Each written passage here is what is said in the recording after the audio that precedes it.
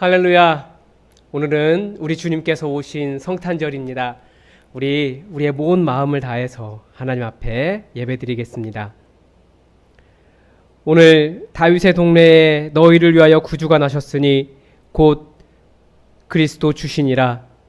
너희가 가서 강보에 쌓여 구유에 뉘어 있는 아기를 보리니 이것이 너희에게 표적이니라 하더니 호련히 수많은 천군이 그 천사들과 함께 하나님을 찬송하여 이르되 지극히 높은 곳에서는 하나님께 영광이요 땅에서는 하나님이 기뻐하신 사람들 중에 평화로다 하니라. 하나님은 영이시니 예배하는 자가 영과 진리로 예배할지니라. 아멘.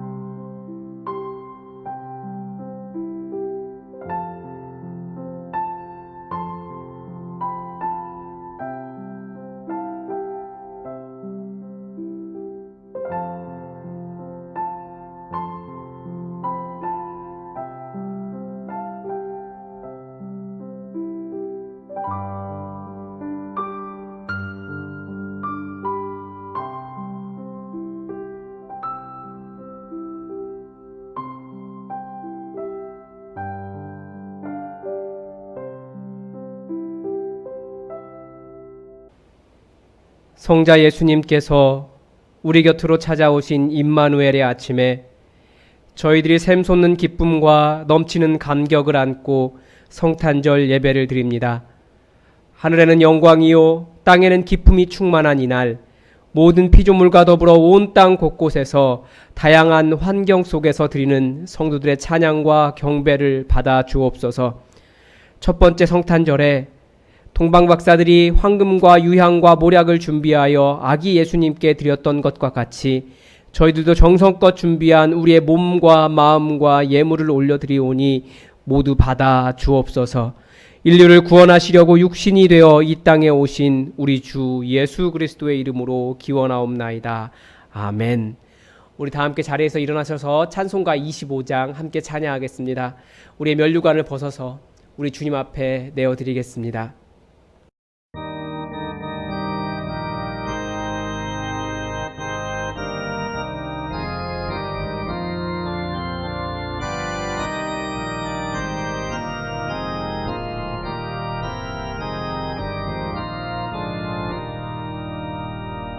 면류관 벗어서 주 앞에 들이세 저 천사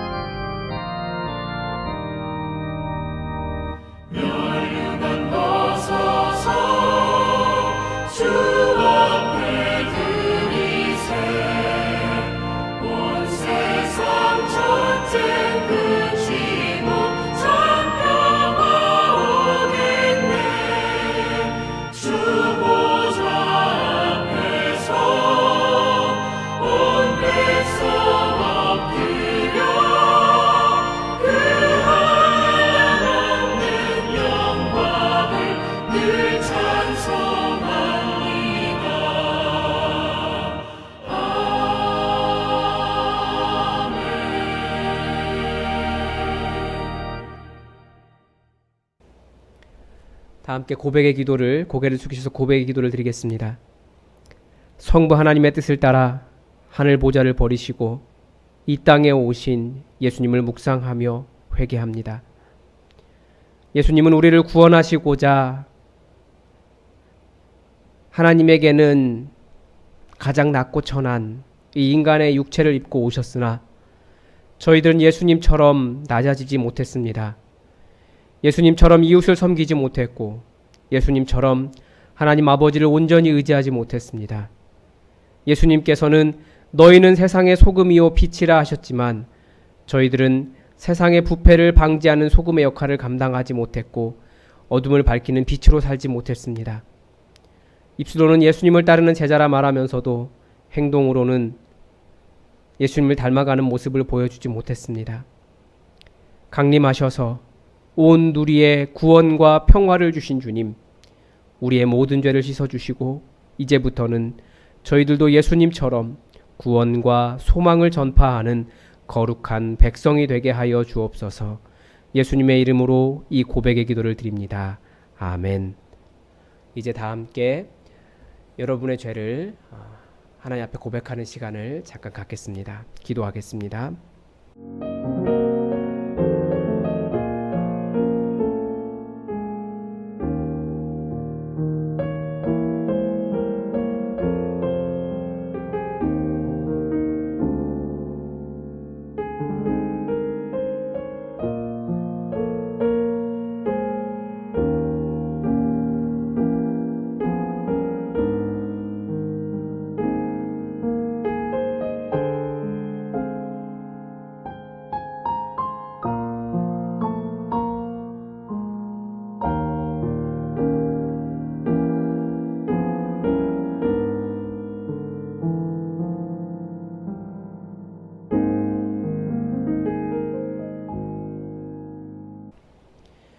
여기에 우리를 용서하시는 하나님의 말씀이 있습니다.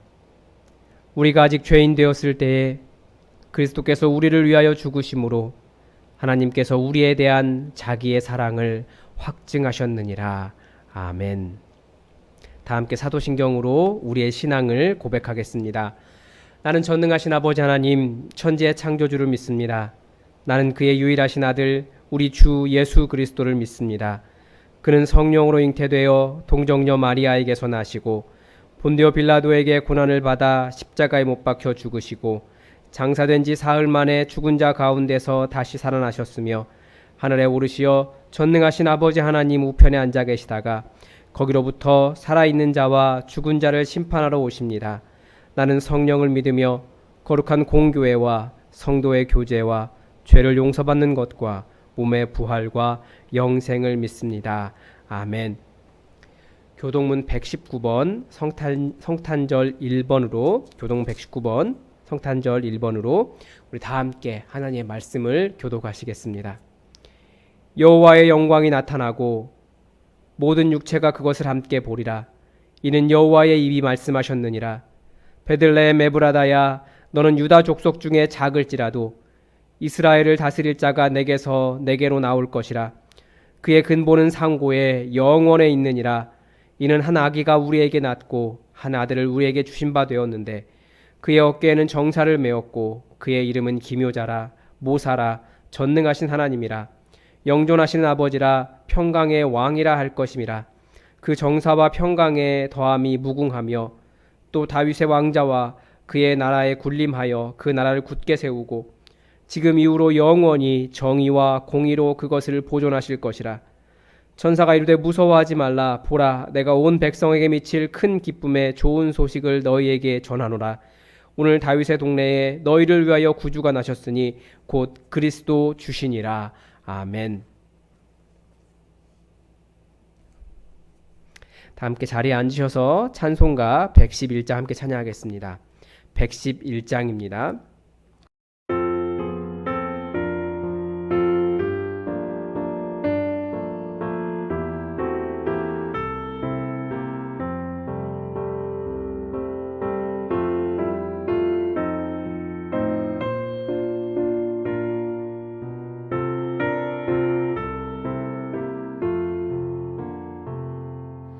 귀중한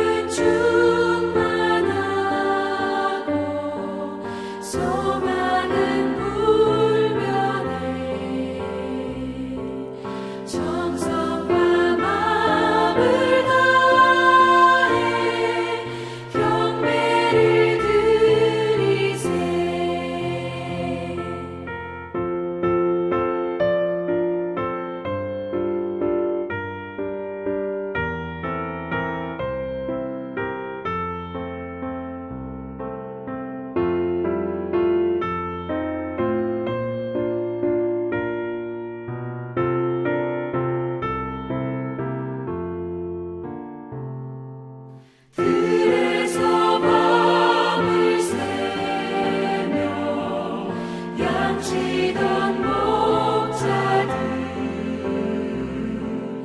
하늘의 빛만 영광 보고서 놀랐네. 천사의 기쁜 소식 목자들 듣고서 찾아와 경배하며 영광을 돌렸네.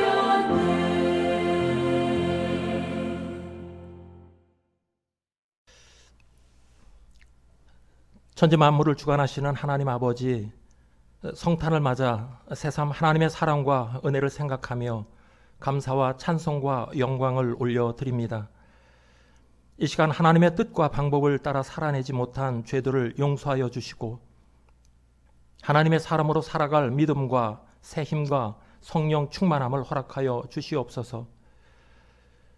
의에 줄이고 목마른 자에게 복 주시마 약속하신 하나님 아버지, 아기 예수 오심을 기뻐하며 예배하는 대한민국에 성경에 기록된 하나님의 공의와 평강이 강같이 흐르게 하옵소서. 코로나 바이러스까지 겹쳐 속마음을 담아 말하기가 버거울 만큼 여유도 아량도 사랑도 말라버린 것 같은 이 나라와 이 민족을 불쌍히 여겨 주시옵소서. 무엇보다 코로나 바이러스를 잠재울 방역 정책과 백신과 치료제를 이 나라와 온 지구촌에 허락해 주시옵소서. 독생자 예수 그리스도를 보내주신 하나님 아버지, 돌잔치와 회갑처럼 태어난 날에 함께 모여 가족의 정체성을 확인하고 귀함을 맛보는 우리들의 일상을 생각하며 아기 예수께서 오심을 기념하여 예배하오니 기쁘게 받아 주시옵소서. 하나님의 자녀됨과 예수 그리스도의 제자됨의 정체성을 다시 돌아보고 결단하는 시간이 되게 하옵소서. 죄와 사망으로부터 우리들을 구하시려 세상 사람들이 생각하지도 못하는 모습으로 오셨고 임마누엘의 하나님으로 정의와 평화를 주셨음을 믿습니다. 주님께서 십자가를 지심으로 구원의 은총을 허락하심도 감사를 드립니다. 세상 끝날까지 우리와 함께 하심을 약속받고 택함받은 자녀임을 저희들이 믿고 주님의 자녀와 제자로 살아가게 하옵소서. 하나님 아버지, 예수님의 탄생을 두려워했던 사람들이 있었던 것처럼 지금도 하나님의 복음과 교회, 자녀들을 두려워하며 핍박하는 사람들이 있음을 고백합니다. 때론 이름과 무늬만의 크리스천들이 그리스도의 이름으로 행하는 일들로 비난의 빌미를 주곤 합니다. 이제 예수님의 사람들인 우리들이 하나님의 말씀을 따라 살아가므로 긍휼하다, 경건하다, 착실하고 겸손하다, 정직하다, 그리고 사랑스럽다는 신뢰를 얻음으로 예수님께 선물하게 하옵소서. 본질을 흐리는 그럴듯한 말로써 말이 많은 이 땅에 하나님의 사람들의 신뢰가 나무가 자라듯 자라고 쌓여 세상의 어둠을 밝히고 불의와 전쟁에 마침표를 찍게 하는 힘이 되게 하옵소서. 사랑의 예수님, 성탄을 맞아 질병으로 고통받는 성도들에게는 치유의 은혜를, 삶의 현장에서 애쓰는 성도들에게는 지혜와 위로를 내려 주시옵소서. 우리 교회와 성도들이 하나님께 기도할 때 질병이, 근심과 걱정이 떠나는 성령의 능력을 경험하게 하옵소서. 오늘 담임 목사께서 하나님께서 우리와 함께 하시면을 주제로 말씀하실 때 모세가 기도한 것처럼 우리 모두가 주의 기업이 됨을 깨닫는 은혜를 만나게 하옵소서. 이새의 뿌리요 성령으로 잉태되어 나신 예수 그리스도의 이름으로 감사하며 기도하옵나이다. 아멘.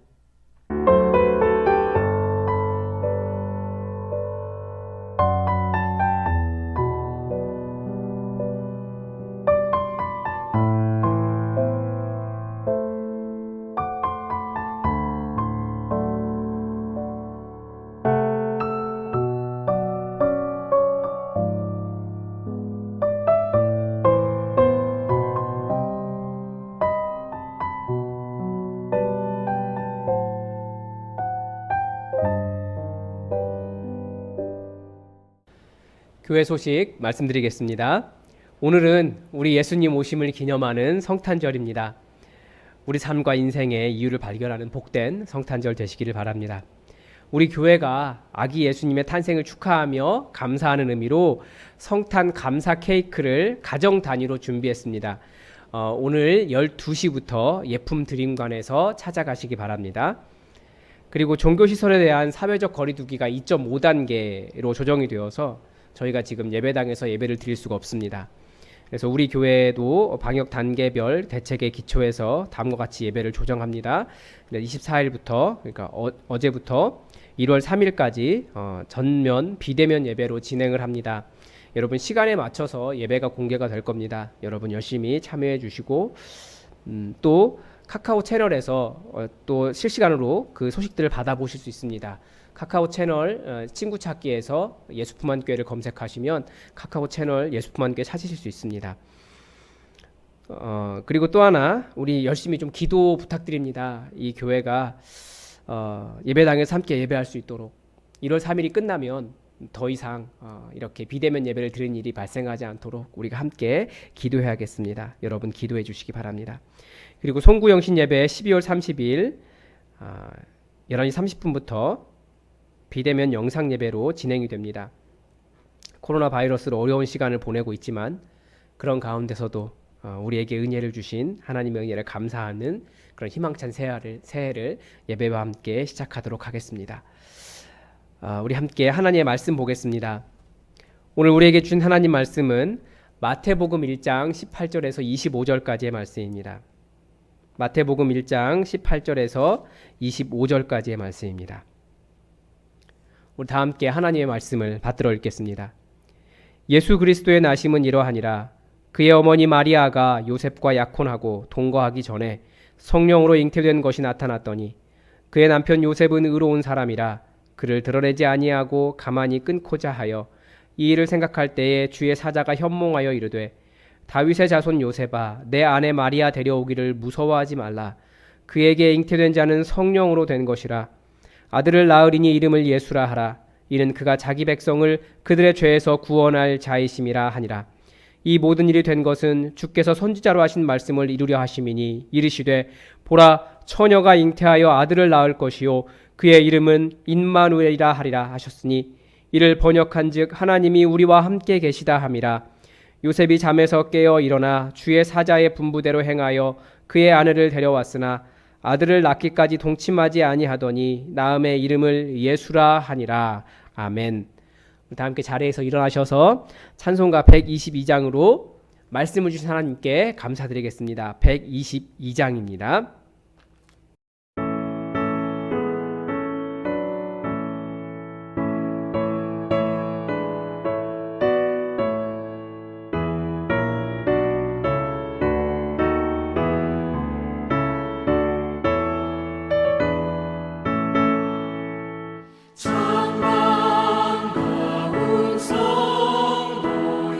다 이리 와서 내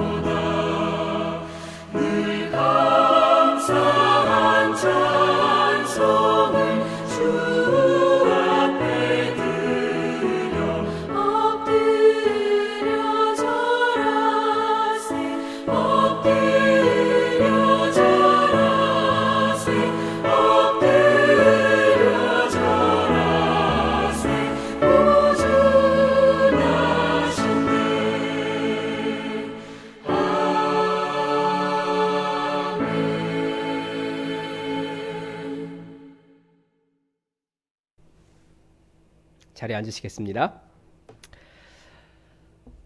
전도를 해보면 믿지 않는 사람들이 이 교회의 사건, 성경의 사건 중에서 절대 믿지 못하겠다라고 하는 가장 큰 두 가지가 있습니다. 그 두 가지 때문에 예수 믿지 못하겠다. 보통 그런 핑계를 댑니다. 뭐 핑계죠, 어디까지나. 근데 가장 큰 것은 예수님이 부활하셨다라고 하는 소식입니다. 사람이 어떻게 죽었다가 다시 살아나는 거죠. 뭐 우리도 이해합니다. 참 그런 거 보면 우리가 예수님의 부활을 믿고 그리스도인이 되었다라는 것은 정말 신기한 일이에요. 그래서 이것이 믿기는 것 자체를 성경은 이렇게 설명합니다. 그가 친히 보고 들은 것을 증언하되 그의 증언을 받는 자가 없도다. 그의 증언을 받는 자는 하나님이 참되시다는 것을 인쳤느니라. 즉 예수님의 증언을 받는 사람도 별로 없지만 그 예수님의 증언을 받는 사람은, 예수님을 믿는 사람은 하나님께서 하나님의 사람으로 인치셨기 때문에, 즉 이마에 도장을 콱 박으셨기 때문에 믿어지는 사람이다 라는 뜻입니다. 또 반대로 이 하나님의 인치심이 없으면 하나님이 안 믿어진다 라는 뜻으로도 해석이 됩니다. 그래서 우리가 그리스도인이 되었다라는 사실, 예수님의 부활이 믿겨진다는 사실이 얼마나 큰 은혜이고 하나님의 택하심인지 우리가 알 수 있어요. 딴 사람이 아니라니까요. 그 이마에 도장을 꽉 박은 거예요. 넌 내 거야. 그리고 사람들이 또 믿지 못하는 또 다른 이유, 그 한 가지가 뭐냐면 바로 예수님이 성령으로 잉태되었다라고 하는 사실입니다. 이 과학이 발달하면 할수록 성령으로 잉태되었다는 것은 불가능하다라고 말합니다. 그래서 예수님의 탄생을 마치 마리아가 부정한 행위를 해서 예수님을 낳은 것처럼 조롱하는 글과 그림이 이 성탄의 시기에 많이 나타납니다. 참 그런 것을 보면 우리 예수님의 이 모든 것은 다 신비입니다. 예전에 신비가 무엇인지 설명을 드렸습니다. 신비란 우리가 잘 모르는 것, 미스테리, 이게 아니에요. 신비란 하나님의 영역에 속해 있기 때문에 인간의 이성으로는 파악할 수 없는 것들이 신비라고 말씀을 드렸습니다. 이게 영성 용어예요. 즉 인간이라고 하는 유한한 존재가 어떻게 무한하신 하나님의 영역을 이해할 수 있느냐, 하나님의 전능하심에 대한 인정과 또 그 인간의 한계를 인정하는 단어가 바로 이 신비, 미스테리라고 하는 단어입니다. 오늘 이 성탄절에 우리가 몇 가지 신비를 접하게 됩니다. 인간으로서는 이해할 수 없는 일들입니다. 이런 신비들을 접하게 될 때마다 인간이 이해할 수 없으면 인간은 보통 어떻게 반응합니까? 하나님은 없다라고 반응을 합니다.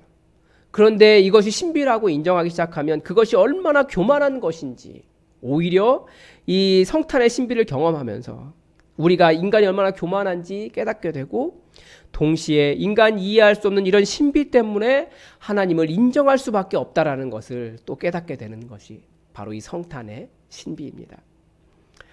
오늘 본문에 나타나는 첫 번째 신비가 바로 성령으로 잉태하신 예수님입니다. 오늘 본문 18절은 이렇게 말합니다. 예수 그리스도의 나심은 이러하니라. 그의 어머니 마리아가 요셉과 약혼하고 동거하기 전에 성령으로 잉태된 것이 나타났더니, 마리아는 요셉이라고 하는 남자의 약혼녀였습니다. 아직 결혼하지 않았죠. 그런데 잉태된 것이 나타났더니 라고 하는 말이 무슨 말입니까? 점점 배가 불러오다라는 거예요. 결혼을 안 했는데도, 동거를 안 했는데도.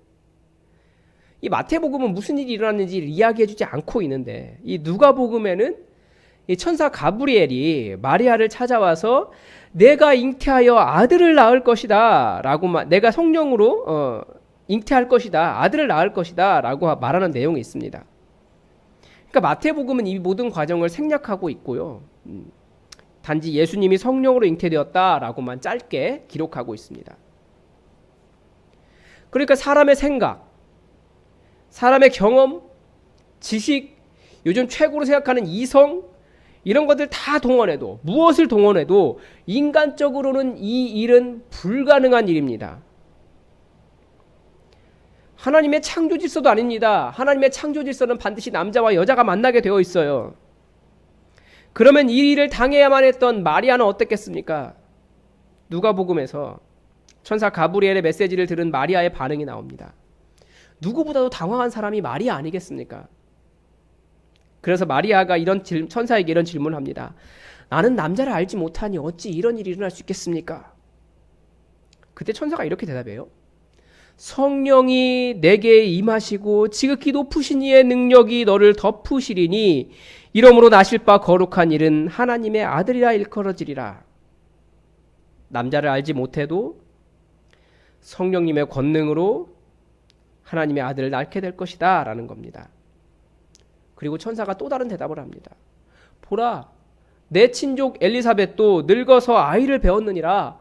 본래 임신하지 못한다고 알려진 이가 이미 6달이 되었나니. 이 엘리사벳이 임신한 아이가 바로 세례 요한입니다. 천사는 원래 아이를 낳지 못한다고 한 엘리사벳이 임신해서 6개월이나 된 것도 이해할 수 있느냐? 네가 그것이 이해가 되느냐라고 반문한 거예요. 그러면서 이것이 왜 신비인지를 가르쳐 줍니다. 대저 하나님의 모든 말씀은 능하지 못하심이 없느니라. 어떻게 이런 일이 가능하다는 겁니까? 바로 하나님께서 말씀하셨기 때문에 가능하다라는 겁니다. 다른 말로 하면 이런 말입니다. 하나님이신데 그것도 못하겠느냐? 또 다른 말로 하면 그런 정도는 해야 하나님이시지 라고 말한 겁니다. 예수님의 탄생은 그러니까 무엇을 보여주는 겁니까? 바로 우리 하나님의 전능하심을 보여줍니다. 즉 예수님의 탄생이 보여주는 것은 인간의 생각으로는 불가능하다는 것도 하나님 안에서는 가능이 된다는 것을 보여줍니다. 여러분, 예수님의 오심은 분명한 역사적인 사실입니다. 그리고 예수님을 본 사람들이 증언한 것도 이것입니다. 그 오신 예수님은 성령으로 잉태되신 분이라는 겁니다. 이 첫 번째 신비가 바로 우리 하나님의 전능하심을 증명합니다. 인간이 얼마나 부족한 존재인지, 무지한 존재인지 동시에 가르쳐줘요. 즉 우리도 예수님의 탄생을 보면서 우리 하나님이 이렇게 전능하신 분이구나, 이 정도도 못하는 신은 신도 아니구나 라고 깨달을 수 있습니다. 그래서 예수님의 탄생은 예수님을 믿지 못하게 되는, 즉 성령으로 잉태되어 이 땅에 태어나신 예수님의 그 역사는 우리가 예수님을 믿지 못할 만한 근거가 아니라 오히려 예수님의 신비를 인정하고 하나님의 존재를 인정하고 우리가 더 하나님을 믿어야 될 하나님의 존재를 증명하는 사건이라는 겁니다. 그래서 신비를 인정하면 하나님이 보이기 시작해요. 오늘 말씀 속에서 볼 수 있는 두 번째 신비는 21절에 나타납니다. 아들을 낳으리니 이름을 예수라 하라. 이는 그가 자기 백성을 그들의 죄에서 구원할 자이심이라 하니라. 하나님은 자기 백성을 그들의 죄에서 구원하시기 위해서 이 땅에 오신 분이십니다. 이것이 왜 신비입니까? 시편 51편은 대표적인 탄식시인데 여기에 이런 표제가 달려 있습니다. 다윗의 시, 인도자를 따라 부르는 노래. 다윗이 밧세바와 동침한 후 선지자 나단이 그에게 왔을 때, 다윗이 밧세바와 동침하는 죄를 지었습니다. 뿐만 아니라 자신의 죄를 감추기 위해 정말 신실한 백성인 밧세바의 남편 우리야를 전장에서 죽도록 그 일을 꾸몄습니다. 왕으로서 자신이 지은 죄를 얼마나 감추고 싶어 했는지 알만합니다. 아마 그 일이 드러나면 백성의 비난을 감당할 수 없었을 겁니다. 그러나 하나님 앞에서 어떻게 감출 수 있겠습니까? 선지자 나단이 그 죄가 얼마나 큰 것인지 지적을 합니다. 그제서야 깨닫고 하나님께 용서를 구하는 장면이 바로 이 시편 51편이라는 거예요. 하나님이여, 주의 인자를 따라 내게 은혜를 베푸소서. 주의 많은 긍휼을 따라 내 죄악을 지워주소서. 나의 죄악을 맑게 씻으시며 나의 죄를 깨끗이 제하소서. 무릇 나는 내 죄과를 아우니 내 죄가 항상 내 앞에 있나이다. 내가 주께만 범죄하여 주의 목전에 악을 행하였사오니 주께서 말씀하실 때에 의로우시다 하고 주께서 심판하실 때에 순전하시다 하리이다. 제가 잘 이해하지 못하는 것이 무엇이냐면, 왜 다윗은 죽은 우리아의 가족이나 이 문제와 관련이 있는 사람에게 용서를 구하는 것이 아니라 하나님께 용서를 구하고 있을까요? 방금 읽은 시편에서 죄의 근본적인 특징을 볼 수 있습니다. 내가 주께만 범죄하여 주의 목전에 악을 행하였사오니, 죄는 근본적으로 다 하나님께 짓는 겁니다. 인간과의 관계 속에서 짓는 죄들이 단지 그 사람에게만 잘못하는 것이 아니라 하나님께도 죄를 지은 거예요. 더 근본적으로는 하나님께 먼저 죄를 지은 겁니다. 그래서 회개는 하나님께 먼저 용서를 구하는 겁니다. 그리고 내가 잘못한 것들을 회복하기 위해 노력하는 겁니다. 다시 말하면 인간의 죄로 인해서 가장 큰 피해를 입으신 분이 누구예요? 우리 하나님이세요. 오늘 본문은 예수님께서 이 땅에 오신 이유가 그가 자기 백성을 그들의 죄에서 구원하시기 위해서라고 가르쳐 줍니다. 그래서 이 태어날 아기의 이름을 예수라 하라 라고 명령했습니다. 예수가 무슨 뜻입니까? 그 이름이 여호수아, 예수와 다 같은 말이에요. 구원이라는 뜻입니다. 그런데 하나님께서 구원자를 보내시는 것이 모순인 이유는 죄를 지은 인간이, 죄를 지은 당신의 백성이 피해자인 하나님께 용서를 구해도 모자를 판인데, 용서해 달라고 하지도 않았는데 용서받을 수 있는 길을 먼저 마련해 주고 계시다는 점입니다. 더군다나 죄가 사해지는 방법은 그 죄를 대신해서 재물이 그 대신해서 지고 재물이 죽어야 하는데, 피해자인 예수님께서 대신해서 십자가 위에서 대속의 제물로 죽기 위해 오셨다는 겁니다. 피해자가 가해자를 용서하기 위해 자신의 생명을 내어놓는 이 이해할 수 없는 사랑이 바로 신비입니다. 하나님은 그렇게 해서라도 당신의 백성을 회복하고 싶으셨던 거예요. 이게 얼마나 감사한 일입니까? 여러분이 예수님을 믿는다는 것은 피해자인 하나님께서 아들 예수의 목숨을 가해자인 우리를 위해 내어놓으셨기 때문에 가능해진 일입니다. 이 얼마나 놀라운 신비입니까? 우리가 다 이해할 수 없어요. 오늘 이 성탄에 우리는 바로 그 가해자가 피해자를 구원하기 위해 생명을 내놓으신 이 신비의 한가운데 서 있는 거예요. 예수님 그래서 오셨으니까. 이 성탄의 세 번째 신비는 23절에서 볼 수 있습니다. 보라, 처녀가 잉태하여 아들을 낳을 것이요 그의 이름은 임마누엘이라 하리라 하셨으니, 이를 번역한즉 하나님이 우리와 함께 계시다 함이라. 이건 누구누구와 함께, 영어로 with입니다. 누는 우리의라고 하는 전미어입니다. 마는 그 두 개의 발음을 좀 부드럽게 만들기 위해 붙은 소리입니다. 엘은 하나님이죠. 그래서 임마누, 우리와 함께, 엘, 하나님이, 이런 뜻입니다. 이것이 바로 세 번째 신비입니다. 하나님께서 우리와 함께 하시는 것이 신비예요. 또 그 하나님이 우리와 함께 하시려고 하시는 것이 신비입니다. 시인은 시편 8편에서 이런 질문을 던져요. 주의 영광이 하늘을 덮고 주님의 능력이 많으셔서 손가락만으로도 하늘을 베푸시며 그 위에 달과 별을 만드신 분이십니다. 그런데 사람이 무엇이기에 주께서 그를 생각하시며 인자가 무엇이기에 주께서 돌보시나이까? 하나님이 만드신 온 우주를 생각해 보십시오. 이게 어마어마하게 넓은 곳이에요. 우리가 안 가봐서 잘 모르겠는데 그 끝도 알 수가 없고요. 가까운 은하에 가려고만 해도 빛의 속도로 1초에 지구 7바퀴 반을 돈다라고 하는데, 그 빛의 속도로 몇십 년을 가야 할 정도로 넓은 곳이 바로 우주입니다. 그러면 그 속에서 지구는 얼마나 클까요? 이사야서에서는 이것을 뭐라고 표현하고 있냐면 양동이의 물방울 정도다라고 표현을 합니다. 또 다른 표현으로 저울의 먼지 정도다라고 이야기합니다. 여러분, 저울 위에 얹어져 있는 먼지가 그 무게가 재어집니까? 티도 안 난다는 거예요.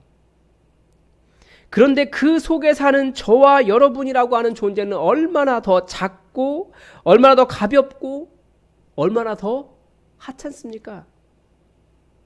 그런데 하나님은 왜 이런 미물 중에 미물과 함께 하고 싶어 하실까요?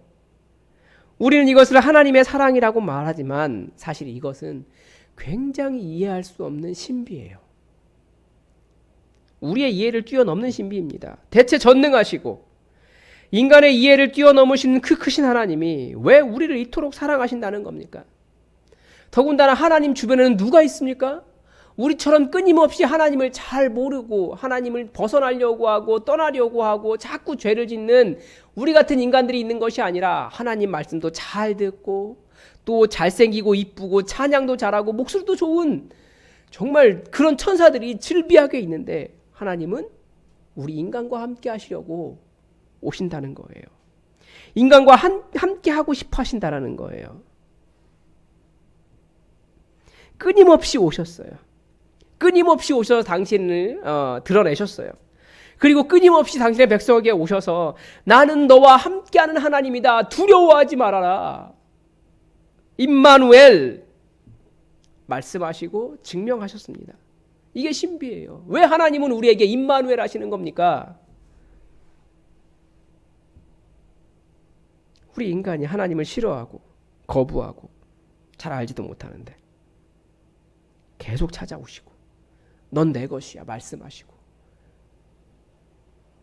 함께 해주십니다.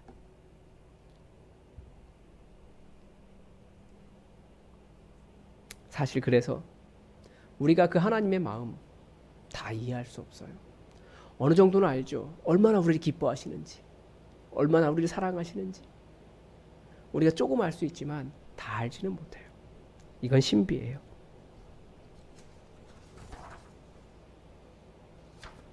그런데 이 모든 신비는 신비가 의미하는 것이 무엇입니까? 이 신비는요, 우리 하나님께서 인간을, 당신의 백성을 너무나 불쌍히 여기셨다는 거예요. 우리가 지난 4주간의 대림절의 말씀을 통해서 인간이 얼마나 절망적인 존재인지 배웠습니다. 2000년 전에 예수님이 이 땅에 오셨다는 것을 이미 알고 있지만 여전히 우리에게 예수님이 필요한 이유를 우리는 배웠어요. 그래서 너무나 우리를 구원할, 치유할, 우리와 함께 해주실 하나님이 필요한 존재인지 우리는 배웠습니다. 인간의 그런 절망적인 상황은 하나님께서 그 모든 신비를 다 동원해서 이 땅에 오셔야 할 만큼 절박하고 우리의 죄악은 하나님께서 직접 십자가 위에서 죽어야 할 만큼 그래야 해결될 정도로 용서받기 어렵고 하나님께서 함께 해주지 않으시면 우리는 희망이 없는 존재들이라는 것을 보여줍니다. 왜 그렇습니까? 만약 예수님께서 오시지 않으셨다면 우리가 열심히 살아가는 이 인생의 삶의 목적지, 종착역은 어디입니까? 그저 허무한 죽음뿐입니다. 이 땅에서 잘 살아보고자 아등바등 살아가는 그 끝에 기다리는 것이 그저 한 줌의 먼지가 되고 말 죽음뿐이라는 거예요. 우리는 이것이 얼마나 허무한지 알기 때문에 우리는 죽음을 대할 때마다 정말 말로 할 수 없는 절망을 느껴요. 그런데 예수님 오셔서 생명의 길을 열어주셨어요. 그리고 예수라는 길 위에 서면 생명을 얻는 것을 넘어서 영생을 얻는다라고 가르쳐 주셨습니다. 그래서 말씀은 제발 이 생명이신 예수를 받아들여라. 그리하면 살리라 라고 말합니다.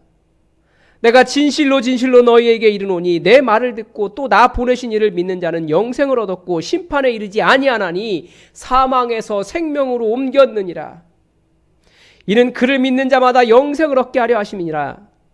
하나님이 세상을 이처럼 사랑하사 독생자를 주셨으니 이게 오늘이잖아요. 이는 그를 믿는 자마다 멸망하지 않고 영생을 얻게 하려 하심이라. 이게 하나님의 마음이에요. 하나님의 진심이에요. 그 크신 하나님이 신비에 가득 쌓여 계신 그 캄캄하고 두꺼운 어둠의 그늘 가운데, 그 신비의 그늘, 그 흑암 가운데 계신 하나님이 우리에게 오신 이유예요. 제발 죽지 않고 살기를. 여러분, 예수님 오신 이 모든 일은 신비로 가득 차 있습니다. 우리와 함께 하셔서 생명으로 넘치게 하시려고 하나님은 우리 인간이 이해할 수 없는 수많은 하나님의 능력, 하나님의 전능하심을 사용하셔서 하나님으로서는 넘어서는 안 되는 선을 넘어오신 겁니다. 하나님이 피조물의 형상을 입으신 거죠. 오늘 이 날은 바로 그 신비를 인정하는 날입니다. 그리고 그 신비를 받아들이는 날입니다. 그래서 하나님께서 함께 하시면 인간은 설명할 수 없는 신비로 가득 차게 됩니다. 성령님의 오심을 설명할 수 있습니까? 절망 속에서 인간이라는 희망을, 절망 속에서 하나님이라고 하는 희망을 발견하는 신비를 설명할 수 있으십니까? 죽어도 산다고 하는데 이 부활의 신비는 이해가 됩니까? 여러분, 하나님은 임마누엘이십니다. 우리와 함께 하셔서 그 하나님의 신비로 우리를 초청하시고 우리 삶을 또 하나님의 신비로 가득 채우시려고 이곳에 오신 하나님이십니다. 여러분, 우리가 하나님을 다 이해할 수 없습니다. 그래서 하나님이라고요. 다 이해할 수 없어서 하나님이라고요. 내가 항상 하나님께 질문을 던져요. 하나님 왜 그러십니까? 그래서 하나님이라고요. 그런데 그 하나님을 인정하기 시작하면, 그 하나님의 신비를 인정하기 시작하면 바로 그것이 하나님을 믿을 이유가 되는 겁니다. 성령으로 잉태되는 것 정도는 하셔야 하나님이시죠. 그리고 그렇게 모든 신비로 우리에게 오신 하나님, 우리를 얼마나 사랑하시는지 우리가 알 수 있습니다. 그래서 오늘 이 날이 여러분 삶에 가득 채워진 하나님의 신비 때문에 감탄하고 찬양하는 하루가 되기를 바랍니다. 예수님 오신 모든 순간이 다 신비였다라는 것을 기억하시기 바랍니다. 그리고 여러분이 예수 믿고 살아가는 오늘 하루가 또 하나님의 신비 가운데 있다라는 것을 기억하시기 바랍니다. 기도하겠습니다. 하나님, 사람들은 인간의 짧은 지혜로, 짧은 경험으로, 부족한 이성으로, 판단으로 하나님의 신비를 측량하려고 하는 어리석은 사람 존재들입니다. 우리가 오늘 예수님이 이 땅에 성령으로 잉태되어 오신 그 신비를 마주 대하며 다시 한번 우리는 하나님이 얼마나 전능하신 분인가, 하나님이 우리를 얼마나 사랑하셨는가 다시 깨닫게 됩니다. 하나님, 하나님을 인정하지 못하고 하나님의 이 신비를 경험하지 못하는 사람들에게 오늘 찾아가 주셔서 예수님이 태어나신 그것이 바로 예수님을 믿을 이유가 될 수 있도록 역사하여 주시고 마음을 열어주시고 이 신비를 깨달아 알게 하옵소서. 또한 우리도 우리에게 하나님의 신비를 주고자 오신 하나님의 그 전능하심을 경험하게 하시며 우리도 동일하게 이 부활의 이 예수님 오신 그 기쁨과 또 그 부활의 생명의 역사들을 오늘 하루 경험할 수 있도록 하나님의 신비로 우리를 초청하시고 가득 채워 주옵소서. 주님의 신비가 오늘 하루 우리에게 넘치기를 원하오며 예수님의 이름으로 기도드립니다. 아멘. 우리 다 함께 찬송가 125장 함께 찬양하겠습니다.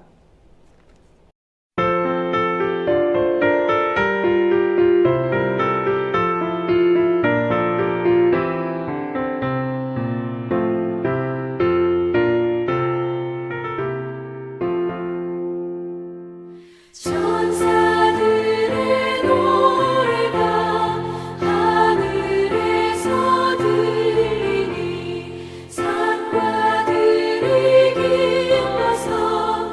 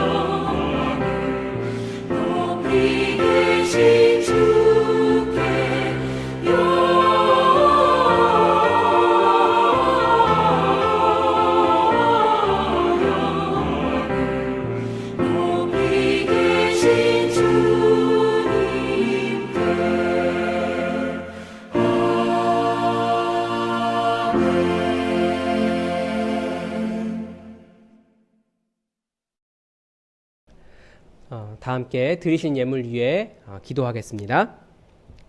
하나님, 우리에게 오신 예수님의 이름을 찬양합니다.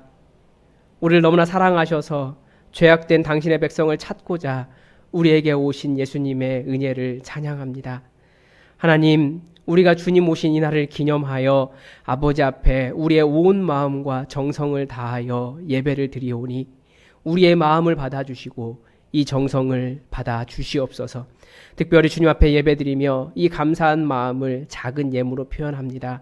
하나님, 이것이 우리에게 오신 예수님의 그 은혜와 어떻게 비교할 수 있겠냐마는 아버지 주님께서 그러나 우리를 사랑하신 그 사랑에 조금이라도 나아가고자 원하오니 이 예물을 받으시고 우리에게 한량없는 하나님의 신비와 그 사랑으로 가득 채워 주옵소서. 하나님, 또 여러 가지 기도 제목으로 아버지 앞에 기도하며 나아갈 때에 정말 하나님의 전능하심, 그 신비를 경험하게 하시고 하나님의 사랑으로 정말 주님께서 우리와 함께 하셨다 고백할 수밖에 없도록 놀랍게 주님 역사하여 주옵소서. 우리도 주의 성령으로 덮어주시고 우리도 주님의 그 역사로 덮어주시고 정말로 임마누엘 이 고백 온전히 할 수 있도록 역사하여 주옵소서. 주님의 은혜를 감사드리며 예수 그리스도의 이름으로 봉헌 기도드립니다. 아멘. 우리 다 함께 일어나셔서 우리 찬송가 115장 함께 찬양하겠습니다. 115장입니다.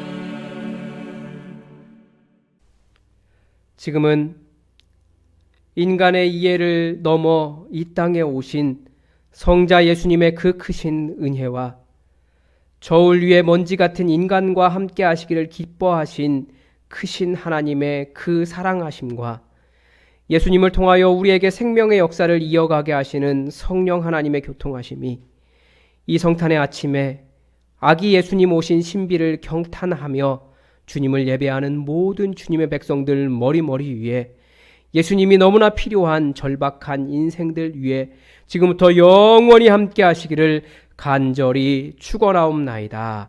아멘.